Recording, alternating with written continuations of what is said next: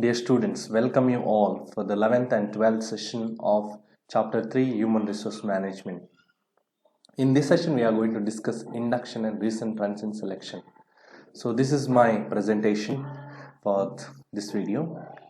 So meaning of induction, then I will discuss objectives of induction, then content of induction, then finally I will discuss recent trends in selection. So let's begin with induction. We have already discussed what is placement. So once the candidate is placed in a job, then the next process is induction. So induction is nothing but it is the initial foundation for the beginners who join the new job or new organization.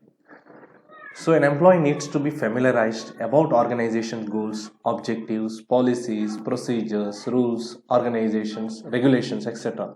Because he's completely new to the organization, he may not know anything about the organization's objectives. He may not know what are the policies and procedures of this organization, and also you will be unaware about rules and regulations of the organization. So orientation about this is known as induction. So like we have for the students, when students from PU background join the graduation, first year graduation, we orient them so that they can know the system, they can know the policies and procedures of examination, about the college, all these things. So in the same way, in organization also, for all the newcomers, there will be orientation. So orientation regarding organization objectives, rules, regulation, timings, etc. So let's see the meaning of induction. So it is a process of familiarizing the candidates with the job and the organization. So a candidate must be aware about all the procedures, all the rules, regulations, timings, everything, so that he can be easy with or ease at his work. So he did not have any doubts at his work. For example, if he has to contact somebody, he should know where is that person, or if he doesn't know about where is the finance department, where is HR department, or if he doesn't know where is the production which is taking place. So that's why candidates should be familiarized with all the procedures, all the rules and everything about the job and also organization. It is also a process of receiving and welcoming an employee and giving him the basic information about the work and organization. So it is like a freshers day, welcome day we say. We are welcoming the new employees and giving them the basic information about the organization and about their work.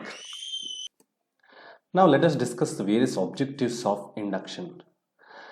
The first objective is to give basic information about the organization and jobs. So that is the fundamental objective of induction. So that means every employee who comes to the organization should know or should get familiarized himself or herself about the organization, various departments, various products, various employees, other employees, top management, salary, leave rules, everything. Then to help the employees to get familiar with the organization. So here what employees have to do is get familiar with the organization. So if they have any doubts, if they have any clarification, if they want any information about the organization, its structure, its branches, its various products, everything has to be known to the employee. Then to build confidence of the employee with the organization. So what this induction is done is to take the employees into confidence. So they should not be under fear, they should not work under fear, they should not work under pressure.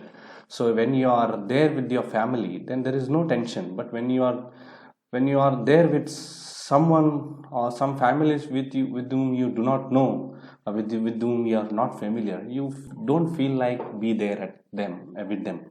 So that's what same thing happens in the organization also. When you are familiar with the organization, you feel that this is your family. Then to reduce the labor turnover and absenteeism. So this is another thing. Sometimes what happens is people join the organization, but by looking at the work and looking at the people there, they leave the job and join somewhere else. This happens with the students also. Some students think that some students get into the admission to top institutions by looking at their structure, looking at their infrastructure, looking at the people there.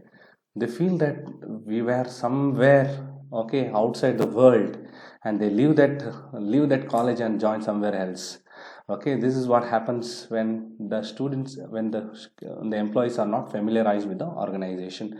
And also absenteeism. So some purposefully may not come to the work looking at the organizations, looking at the people, maybe because of fear, maybe because of their lack of motivation, all these things. Then to develop healthy relationship with other employees.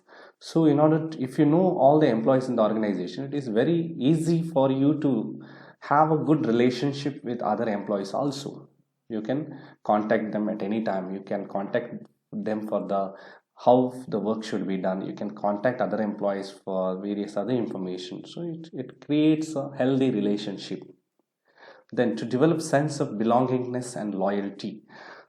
So once you are familiarized with the organization, you develop a sense that this is my family, this is my work, this is my organization. So you will be definitely belong to that organization, and you will be loyal to that organization. Now, what is the content of induction? So what should be there in an induction? So this is the brief structure of induction, in the sense what should be given, what training should be given during the orientation. So first thing the induction should contain is about the organization. So every information, in the sense not every information as such, but the basic information has to be given to the employees. For example, the vision of the organization, mission of the organization, and also the objectives. So what they are aiming for, what they are aiming at, and what are the objectives of the organization. It should be clearly communicated to the employee so that they will inculcate the culture of the organization. Otherwise they may not know how we have to work, what is our target, where we are achieving it. Then product lines in the company will have a different products. Okay, so what are the different product lines that they have? If the company has different branches, or if the company is a FMCG company, what are the product lines? Okay, what are the product line that the company has? What are the various products? Then organization structure. So what is the structure of the organization? So who is there in the top, who is there in the middle level, and who are there in the bottom level? So what are the various departments at the different levels? All these things should be communicated to the employees. And second one should be job duties. What is the responsibility of the employees in their job? So first they should be given the overview of the job. So this is what the job that you have to do. If you are a sales manager, this is what your work. Okay, this is what your work. It should be clearly defined. There should not be any confusion in doing the work. To whom he has to report, to whom he has to submit the his reports, his projects, all these things. Then office timings and breaks. So what time he has to come to the office, what is the lunch break, what is the break for the snacks, all these things should be informed. Then human resource policies, this is very important. Okay, so everyone wants to know what is my salary, what is the leave that I will get, what is the compensation, what is the PF contribution, everything. So this is the primary thing that every employee or every candidate will ask. They will ask the job, which is job, what is the pay. So pay scale must be clearly informed. So pay scale in the sense it is not a consolidated pay. There will be a pay scale. For example, the basic pay will be 15,000, then the increment will be 1,000, then 18,000, then increment will be 2,000. So there will be a scale. So that scale has to be clearly communicated, because many employees may not know what is scale. Then vacations in the sense when they will have, whether they will have any vacations as such, whether it is a paid vacation, whether it is a non-paid vacations. Then leave rules. So what is the leave that they will get per month, how many leaves, sick leave or casual leave, how many leaves that they will get. Then promotion and opportunities, if they perform well, what is the next level that they will enter.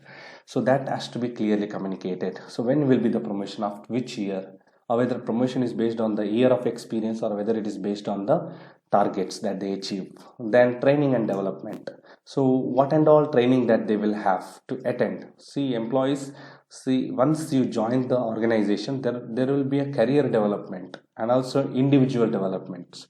Career development in the sense promotions, all these things. Individual development in the sense one's own development. So every organization wants to make their employees very efficient and very effective, so that they are fruitful in the organization. That's why many trainings are conducted.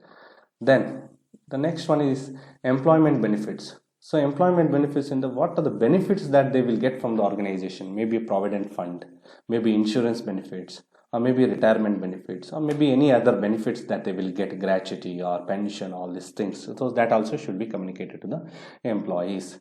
Now let us come to the recent trends in selection. So I think we have discussed while discussing the various sources of recruitment, but let's see once again we will discuss outsourcing.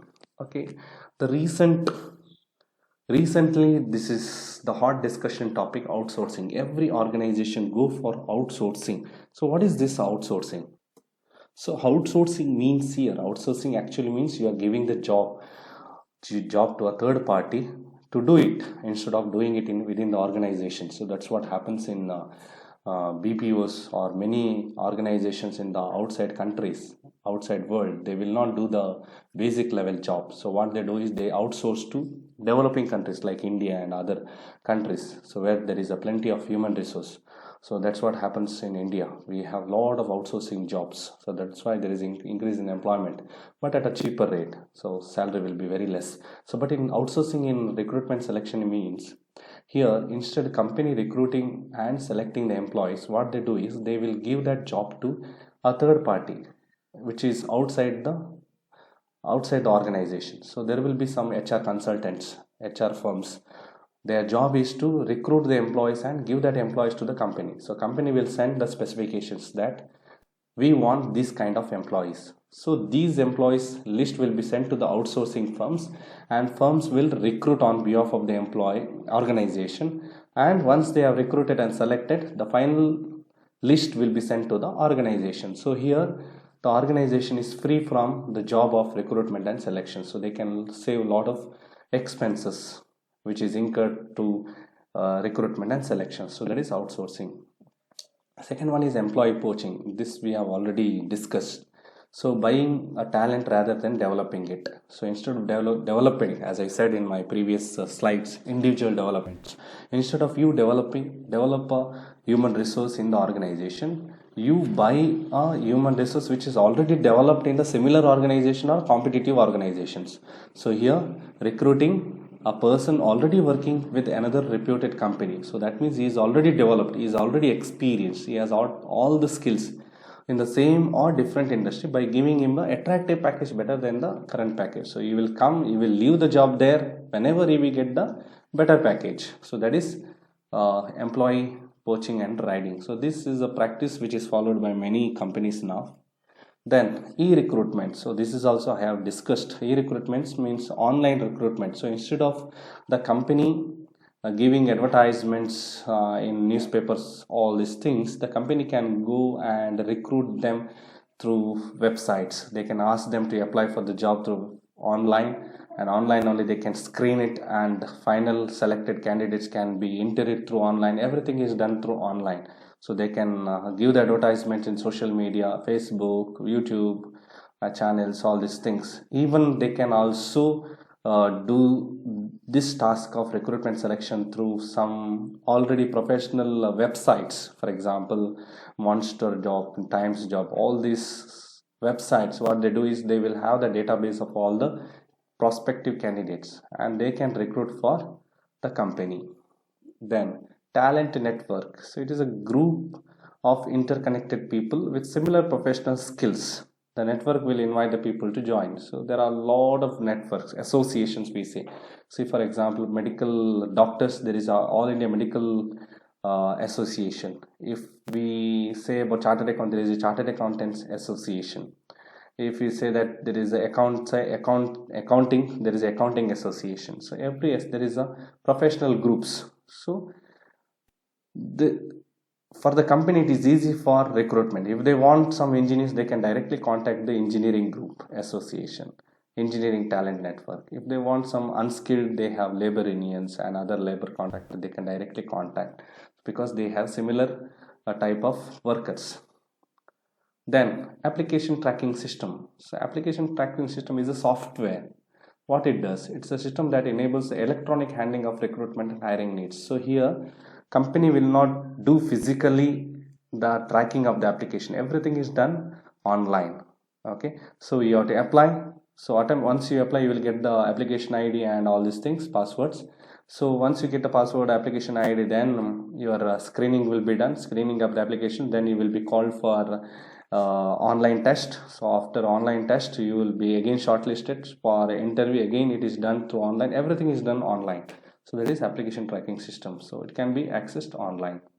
Then social network in the sense that is the social networking sites. For example, Facebook, we have WhatsApp, we have Instagram. There are so many social networking apps, Telegram, where through which the recruitment is done easily without any much cost. Then internship and summer training. So many companies, especially for engineering and other higher level jobs, MBAs, so what they do is they will recruit the interns means they are already studying but they have not completed the study. So they will, companies will call them for 1 month or 2 month internships. They look at and evaluate such candidates. If they are really good, then they will give the offer once they finish their education. So this is internship and summer training. So that's all from this session. Thank you for watching this video.